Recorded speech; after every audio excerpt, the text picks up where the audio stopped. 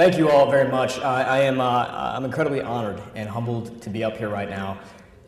I remember thinking a lot about graduation day actually during our 1L year, and I remember imagining that Bill Clinton was our commencement speaker and that the former president steps up to the podium, clears his throat, and he begins by addressing Dean Van Zandt, and he says, "David, I am so proud of you. Northwestern Law School is such a fine institution. And David, whoever said that great law schools don't attract good-looking people? Because I'm looking at the class of 2008 right now, and I can tell you that's simply not true."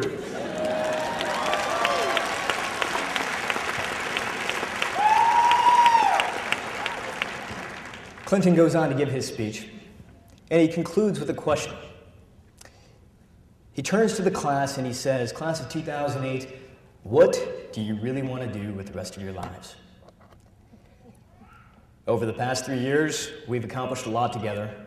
We've thought through problems, we've traveled the world, we've partied mercilessly, but most importantly, we challenge one another. We challenge one another in the classroom. We challenge one another in the courtroom, on the listserv. And so today, class of 2008, I stand here to offer you one final challenge. And that is to continue asking yourself the very question that may have brought you to law school in the first place. What is it that I really want to do with the rest of my life? But simply asking ourselves that question can never be sufficient. We need to commit to our answers. Last year, John Staley stood up at this very podium and quoted Gandhi, who said, "We need to be the change we want to see in the world." You know, I think Mahatma Gandhi and Eleanor Roosevelt, had they been set up on a date, would have had a really fun time. Mrs. Roosevelt said that the future belongs to those who believe in the beauty of their dreams. A few years ago, many of us asked ourselves what we really wanted to do. And when we decided that earning a law degree from a reputable institution was an important part of that answer, we committed to a goal.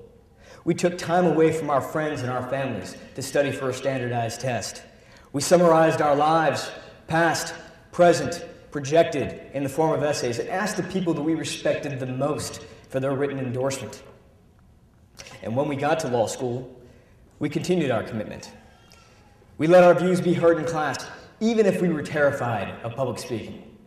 We joined a journal, even if research and writing weren't really our thing. We tried out for the Wigmore Follies, even if we couldn't really hit a note. But here we are, ready to make a walk across stage. We committed to a goal, and we got it done. And while we are a class full of people who commit and execute, we are also a class full of people that realizes that good things don't always come easy, that the genuine pursuit of our goals sometimes takes a lot of resilience. The kind of resilience that drives Simmer Singh and Michael Peck to push and present an argument in front of the Seventh Circuit Court of Appeals. The kind of resilience that drives Megan Lynn and Greg Reichman to give quality legal assistance to people who can barely afford a square meal. The kind of resilience that drives Zenobia Harris and Jennifer Racina to devote hundreds of hours of time to making the world a better place. These people pursue their goals with resilience because they realize that the world is full of people who let simple roadblocks deter them from their dreams. And at some point in time, they decided, I will not be one of those people. Today, many of us will exit this theater with a specific set of goals. Whether it's to one day argue a case in front of the United States Supreme Court, start a company from the ground up, save an orphanage overseas, start a vineyard, and bottle your own wine. Whatever it is, whatever that vision is, if it's truly what you want, class of 2008, never let it go. I am incredibly fortunate to have my mother in the audience today.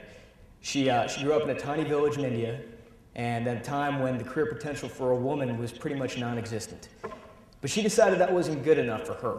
She decided that her dreams were not to be contained and went on to become Ford Motor Company's first ever female engineer.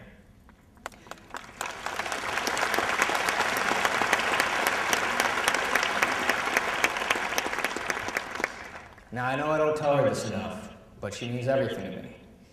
So I want to conclude by telling you a short story that she told me when I was a kid. And here it goes. One day, the wise old priest crossed the path of 3 birds that couldn't fly. For days, the priest taught his new friends.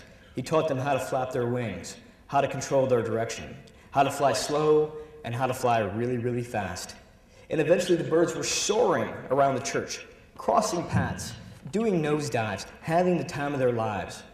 But when the priest finally opened the doors of the church and let the birds fly out into the outside world, they quickly landed. The outside world didn't feel like the inside of the church. It wasn't comfortable. It wasn't familiar. That evening, the birds walked home, and they never flew again. In a matter of minutes, every one of us will be a lawyer. We'll have a degree that will open up doors for us around the country and around the globe. But what this degree won't do is guide our lives for us. It won't challenge us to be open about what we really want to do in life. It won't challenge us to commit to goals and to pursue those goals with resilience. That is something we need to do for ourselves. So today, when the doors of this law school open one last time and release us into the open world, I challenge you to see this day not only as the conclusion of something meaningful, but the beginning of something powerful. I challenge you to wake up every day of your life and ask yourself, what do I really want to do with the rest of it? I challenge you to never land, to never stop flying. And class of 2008, I challenge each and every one of you to enjoy your flights. Thank you so much. Thank you. Thank you. Thank you. Thank you.